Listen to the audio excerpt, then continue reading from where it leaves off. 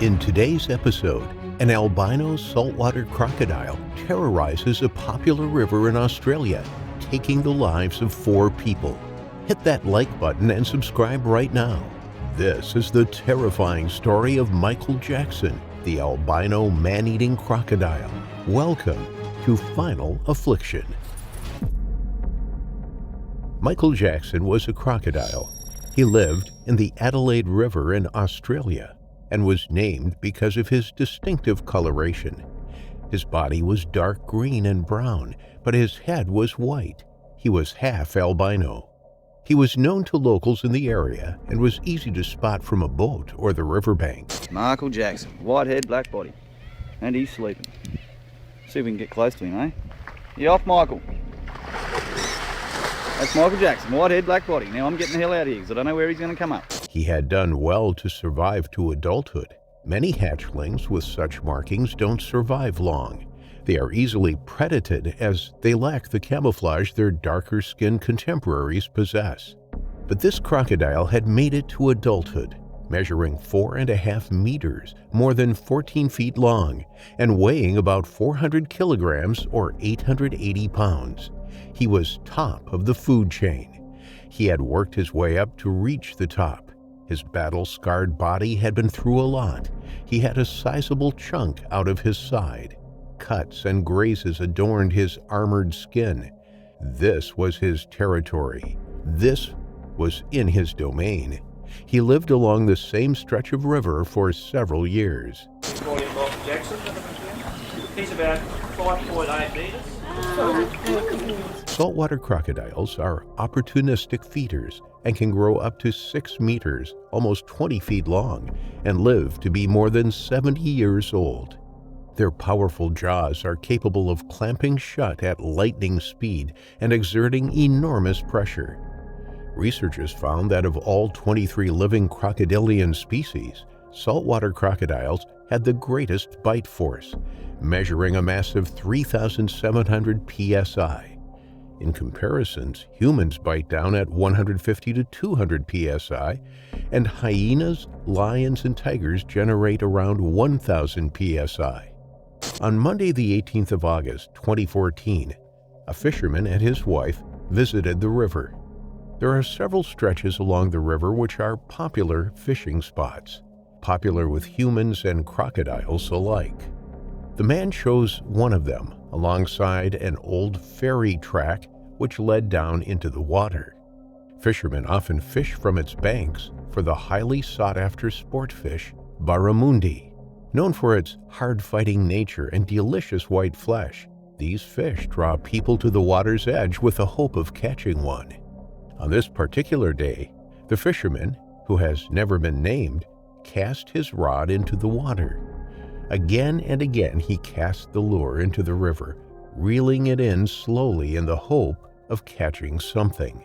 His wife remained further up the bank, enjoying the fresh air and the great outdoors. After fishing for a short time, the man was slowly reeling the line back in when he felt his lure snag. The line went taut, and he tugged on the rod. Nothing happened. He re-angled his rod and pulled again. The lure was stuck. Likely it was caught on some weed or underwater branches. He could see where the line entered the water a few feet out. It wasn't far. He was reluctant to break the line and start again, so instead he put the rod down and stepped into the water. He held the fishing line in his hand, carefully following it down towards the water's surface. Unbeknown to him, he was being watched. He had been watched since he had set up his rod an hour or so before. Something lurked in the murky water. It was waiting for the opportune moment.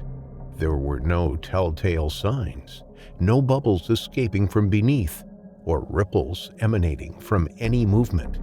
The river was peaceful as it flowed gently past the banks where the 57-year-old fisherman was standing. But the river was known by locals as being dangerous. Croc watching tours took advantage of the numerous crocodiles that lived in the river. Tourists clicked their cameras as the boats motored past motionless salties. sometimes only their eyes and snouts protruding from the water. But the real entertainment happens when tourists board jumping croc cruises. To see the impressive sight of an enormous crocodile launching itself out of the water just inches away must be an incredible sight. To capture these moments, tour operators dangle chunks of meat overboard on metal poles. The crocodiles follow the boats and leap out of the water, much to the delight of the paying customers. But this is only enticing crocodiles. It's teaching them that humans mean food, and that by following boats reaps rewards. It's no surprise that attacks have occurred in the past. People have been pulled into the water from their boats. Perhaps the most famous case was that of Ginger Meadows. She was a 23-year-old British tourist who was on a sightseeing tour of the Adelaide River with a group of other tourists in 1987 when the attack occurred. She was sitting near the front of the boat when a large crocodile suddenly lunged out of the water and grabbed her by the arm. The force of the attack caused her to fall into the water, and she was then dragged away by the crocodile. Despite the efforts of the tour guide and other passengers to rescue her, Meadows was unable to break free from the crocodile's grasp and was eventually dragged under the water and killed. The attack was witnessed by several other tourists, and it sparked widespread concern about the safety of visitors to the Adelaide River, where saltwater crocodiles are present. But this doesn't stop people from enjoying the outdoors and spending time on or near the river. As the fisherman waded into the water to retrieve his fishing line, he was suddenly seized by the albino crocodile. The speed and power of the animal were immense. He was caught completely off guard. He didn't have time to react. In one bite, the crocodile had firmly clamped its jaws around him. There was no escape. All he could do was let out a yell before being dragged underwater. Then he was gone. His wife hadn't seen the attack. She hadn't been watching him at the time, but she heard his cry. She turned just in time to see a tail thrashing in the water before it submerged. The commotion had lasted less than a few seconds, and then all was still. All that was left were ripples from where the man had been dragged underwater. His fishing rod was still left on the bank, still with the fishing line snagged underwater. It was a shocking incident. From enjoying such a peaceful and mundane activity one moment to vanishing the next. In a panic, his wife phoned Tony Blooms, who runs Adelaide River Queen's jumping crocodile cruises. He was nearby and rushed to search for her husband, but couldn't find any trace of him and called the emergency services to treat the woman who had gone into shock before driving her back home to Darwin. Police and wildlife officers joined in the search at 8:30 p.m.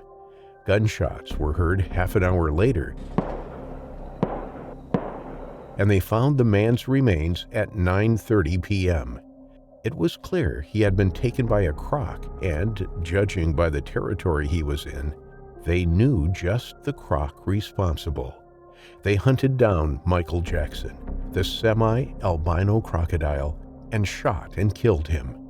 We shot and killed that crocodile, and we recovered the remains of a male person. It was a tragedy for the man and his family to die doing what he loved in an otherwise peaceful setting. It was a truly terrible thing for his wife to have witnessed, and it was also a tragedy for the crocodile. He had been persecuted for doing what came naturally to him. He had ruled the river for years. His unique coloring made him a 1 in a million specimen, an icon of the river. The attack was the third fatal attack in the Australian Capital Territory that year.